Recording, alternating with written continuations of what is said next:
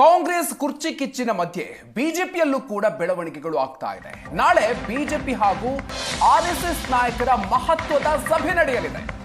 ಸರ್ಕಾರದ ವಿರುದ್ಧ ರಣತಂತ್ರ ರೂಪಿಸೋದಕ್ಕೆ high voltage ಸಭೆ ನಡೆಯಲಿದೆ. ನಾಳೆ ಬಿಜೆಪಿ ನಾಯಕರಿಗೆ ಹಲವು ವಿಚಾರಗಳ ಬಗ್ಗೆ ಆರ್ಎಸ್ಎಸ್ ಪಾಠ ಮಾಡಲಿದೆ.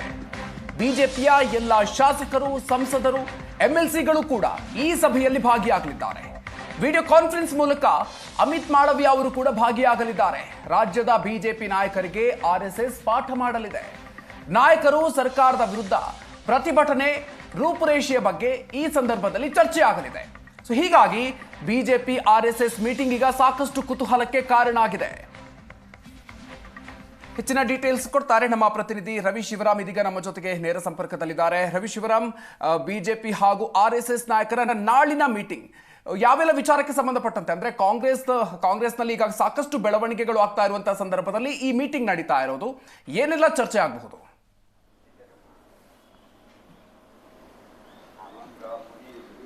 ಮಧುಕರ್, ರಾಜಕೀಯ ಪಾರ್ಟಿಗೆ ಒಂದು ನೆರೆಟಿವ್ ಸೆಟ್ಟಿಂಗ್ ಮೇಲೆ ಎಲ್ಲವೂ ಕೂಡ ನಿರ್ಧಾರಿತವಾಗುತ್ತೆ. ಯಾಕೆಂದರೆ ಒಂದು ಸರ್ಕಾರ ಮಾಡುವಂಥ ತಪ್ಪುಗಳನ್ನು ವಿಪಕ್ಷ ಹೇಗೆ ತೋರಿಸುತ್ತೆ ಅಥವಾ ವಿಪಕ್ಷ ಮಾಡುವ ಮಿಸ್ಟೇಕ್ಗಳನ್ನು ಆಡಳಿತ ಪಕ್ಷ ಹೇಗೆ ತೆಗೆದುಕೊಳ್ಳುತ್ತೆ ಅನ್ನೋದ್ರ ಮೇಲೆ ರಾಜಕೀಯದ ಒಂದು ನೆರೇಟಿವ್ ಜನರ ಬಾಯಿ ತುದಿಯಲ್ಲಿ ಓಡಾಡುವಂತೆ ಮಾಡ್ತಾರೆ. ಆದರೆ ಸರ್ಕಾರದಲ್ಲಿ ಈಗ ಆಗಿರುವಂಥ ಅನೇಕ ವಿದ್ಯಮಾನಗಳು, ಅದು RSSಗೆ ಕಡಿವಾಣ ಹಾಕಬೇಕು ಅನ್ನುವಂಥ ವಿಚಾರ ಇರ್ಬೋದು, ಇದಕ್ಕೆ ಹಿಂದಕ್ಕೆ ಹೋದರೆ ನೀವು ಗಣೇಶ ಹಬ್ಬದಲ್ಲಿ DJನ ಹಾಕೋದಕ್ಕೆ ಅವಕಾಶ ಕೊಡದೇ ಇರುವಂಥ ವಿಚಾರ ಇರ್ಬೋದು, ಸರ್ಕಾರದ ಮೇಲೆ ಬಂದಂಥ ಗಂಭೀರ ಆರೋಪಗಳಲ್ಲಿ ಒಂದು ಗ್ರಂಥಪಾಲಕಿ ಆತ್ಮಹತ್ಯೆ ಮಾಡಿಕೊಂಡಂಥ ಪ್ರಸಂಗ ಇರ್ಬೋದು, ಜೊತೆಗೆ ಗುತ್ತಿಗೆದಾರರಿಗೆ ಒಂದು ಬಿಲ್ಲನ್ನು ಮಾಡಿಕೊಳ್ಳುವಾಗ ಕಮಿಷನ್ನ ಕೊಡಬೇಕು ಅನ್ನುವಂಥ ಆರೋಪಗಳಿರ್ಬೋದು. ಹೀಗೆ ಸಾಲು ಆರೋಪಗಳು ಸರ್ಕಾರದ ಮೇಲೆ ಬರ್ತಾ ಇದ್ರೂ ಕೂಡ ಒಂದು ವಿಪಕ್ಷವಾಗಿ ಬಿಜೆಪಿ ಅದನ್ನು ಜನರ ಬಳಿಗೆ ತೆಗೆದುಕೊಂಡು ಹೋಗುವಲ್ಲಿ ವಿಫಲ ಆಗಿದೆ ಎನ್ನುವಂಥದ್ದನ್ನು ಬಹುಶಃ ಸಂಘ ಮತ್ತು ಹೈಕಮಾಂಡ್ ಅರಿತಂತೆ ಕಾಣ್ತಾ ಇದೆ.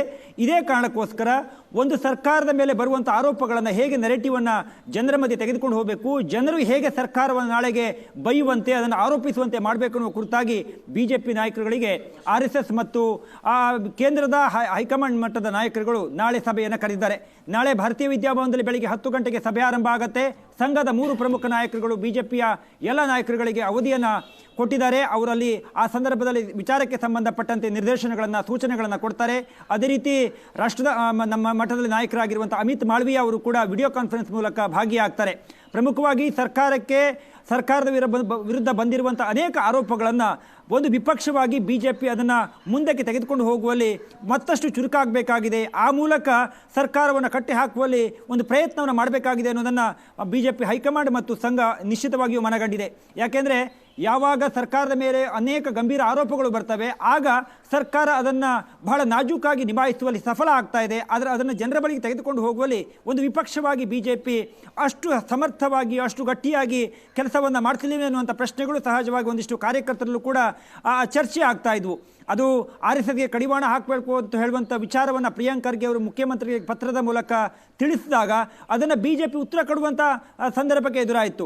ಆದರೆ ಯಾವತ್ತೂ ಕೂಡ ಯಾವ ಸರ್ಕಾರ ಇರ್ತದೆ ಆ ಸರ್ಕಾರಕ್ಕೆ ವಿಪಕ್ಷ ಪ್ರಶ್ನೆಯನ್ನು ಮಾಡ್ತಾ ಇತ್ತು. ತಾವು ಗಮನಿಸಿರಬಹುದು, ಹಿಂದೆ ಬೊಮ್ಮಾಯಿ ಅವರು ಮುಖ್ಯಮಂತ್ರಿ ಆದಾಗ 40% ಆರೋಪವನ್ನು ಇಡೀ ರಾಷ್ಟ್ರದಾದ್ಯಂತ ಮಾಡಿದರು.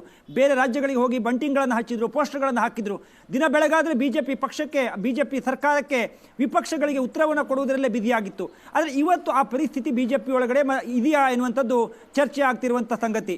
ಯಾಕೆಂದರೆ ಸರ್ಕಾರ ಯಾವತ್ತೂ ಕೂಡ ಇನ್ನು 2.5 ವರ್ಷಕ್ಕೆ ಚುನಾವಣೆ ಬರ್ತವೆ, ಹೋದಲ್ಲಿ ಬಂದಲ್ಲಿ ಮುಂದೆ ನಮ್ಮ ಸರ್ಕಾರ ಬರ್ತವೆ ಹೇಳುವುದು ಏನೋ ರಾಜಕೀಯವಾಗಿ ಮಾತನಾಡೋದು ಸರಿ. ಆದರೆ ವಿಚಾರಗಳನ್ನು ಜನರ ಬಳಿ ತೆಗೆದುಕೊಂಡು ಹೋಗಿ ಜನರಿಗೆ ಅರಿವನ್ನು ಮೂಡಿಸುವಲ್ಲಿ ಬಿಜೆಪಿ ಆ ಪ್ರಯತ್ನವನ್ನು ಇನ್ನಷ್ಟು ಗಟ್ಟಿಯಾಗಿ, ಇನ್ನಷ್ಟು ಚುರುಕಾಗಿ ಮತ್ತು ಆ ಸಮಯಕ್ಕೆ ಮಾಡುವ ಕುರಿತಾಗಿ ಒಂದು ರಾಜ್ಯಾಧ್ಯಕ್ಷರು ಯಾವ ಸೂಚನೆಯನ್ನು ಕೊಡ್ತಾರೆ, ವಿಪಕ್ಷ ನಾಯಕರು ಯಾವ ಹೇಳಿಕೆಗಳನ್ನು ಕೊಡ್ತಾರೆ, ಅದಕ್ಕೆ ಸಮವಾಗಿ ಉಳಿದ ನಾಯಕರುಗಳು ಫಾಲೋವನ್ನು ಮಾಡಬೇಕು. ಅದೇ ರೀತಿಯಾಗಿ ಸ್ಟೇಟ್ಮೆಂಟ್ಗಳು ಬರಬೇಕು. ಒಬ್ಬರೊಂದು ಸ್ಟೇಟ್ಮೆಂಟ್, ಇನ್ನೊಬ್ಬರು ಒಂದು ಸ್ಟೇಟ್ಮೆಂಟ್, ಮತ್ತು ಯಾವುದೋ ಆಗಿರುವ ಘಟನೆಗಳ ಬಹುದಿನಗಳ ಬಳಿಕ ಹೋಗಿ ಮಾಧ್ಯಮಗಳಿಗೆ ಯಾವುದೋ ಒಂದು ಹೇಳಿಕೆಯನ್ನು ಕೊಟ್ಟು ಇಲ್ಲ ನಾವು ಪ್ರತಿಕ್ರಿಯೆ ಕೊಟ್ಟಿದ್ದೀವಿ ಅನ್ನುವಂಥ ಮಾತಾಗಬಾರ್ದು. ಅದನ್ನು ಆಂತರಿಕವಾಗಿ ಪಕ್ಷವನ್ನು ಬಲಿಪಡಿಸುವ, ಸಂಘಟನೆಯನ್ನು ಮತ್ತಷ್ಟು ಚುರುಕುಗೊಳಿಸುವಂಥ ಪ್ರಯತ್ನವನ್ನು ಮಾಡಬೇಕು ಅನ್ನುವಂಥ ಎಲ್ಲ ಒಂದು ಸೂಚನೆಯನ್ನು ನಾಳೆ ಸಂಘ ಮತ್ತು ಬಿಜೆಪಿ ಹೈಕಮಾಂಡ್ ನಾಯಕರ ಮಟ್ಟದಲ್ಲಿ ಈ ಒಂದು ಸೂಚನೆ ರಾಜ್ಯ ಬಿಜೆಪಿ ನಾಯಕರುಗಳಿಗೆ ಸಿಗಲಿದೆ.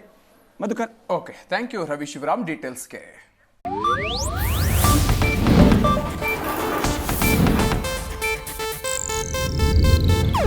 ಇದು ಏಷ್ಯಾನೆಟ್ ನ್ಯೂಸ್ ನೆಟ್ವರ್ಕ್ ಪ್ರಸ್ತುತಿ.